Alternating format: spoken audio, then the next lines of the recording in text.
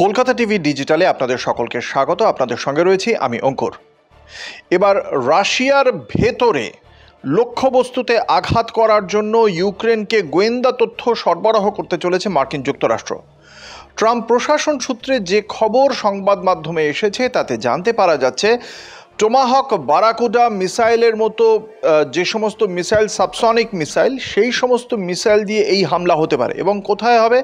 যেখানে রাশিয়ার মধ্যে যেখানে যে সমস্ত পাওয়ারের যে সমস্ত কানেক্টর রয়েছে, পারমাণবিক কেন্দ্র রয়েছে, গুরুত্বপূর্ণ যে সমস্ত অফিস রয়েছে, সেই সমস্ত জায়গায় এই হামলা হতে পারে বলেই এখনও পর্যন্ত সূত্রের খবর। এবং এ পর্যন্ত এই প্রথম ট্রাম্প প্রশাসনের পক্ষ থেকে এত বড় একটি গুরুত্বপূর্ণ সিদ্ধান্ত নেওয়া হয়েছে।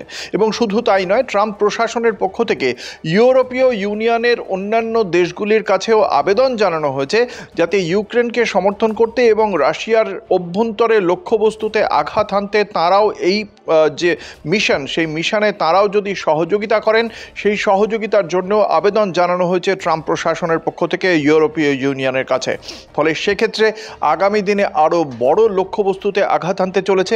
এবং এই যে টোমাহক মিসাইল, এই টোমাহক মিসাইল এই কারণেই গুরুত্বপূর্ণ কারণ তা অত্যন্ত নিচু দিয়ে যায় এবং এর পাশাপাশি যেহেতু সাবসনিক মিসাইল, অর্থাৎ শব্দের চেয়ে দ্রুতগতি সম্পন্ন মিসাইল, যাকে সুপারসনিক মিসাইল বলা হয়, এটা শব্দের চেয়ে তত দ্রুতগতি সম্পন্ন নয়, শব্দের চেয়ে বরং কম দ্রুতগতি সম্পন্ন।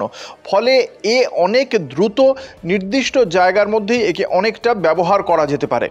ফলে এই মিসাইল যদি রাশিয়ার অভ্যন্তরে নিচু দিয়ে যায় তাহলে তার রাডারেও ধরা পড়বে না। ফলে এমন একটি আঘাত হানতে চাইছে আমেরিকা রাশিয়ার ওপর, যে গোয়েন্দা তথ্য দিয়ে তারা ইউক্রেনকেও সহযোগিতা করবে বলছে।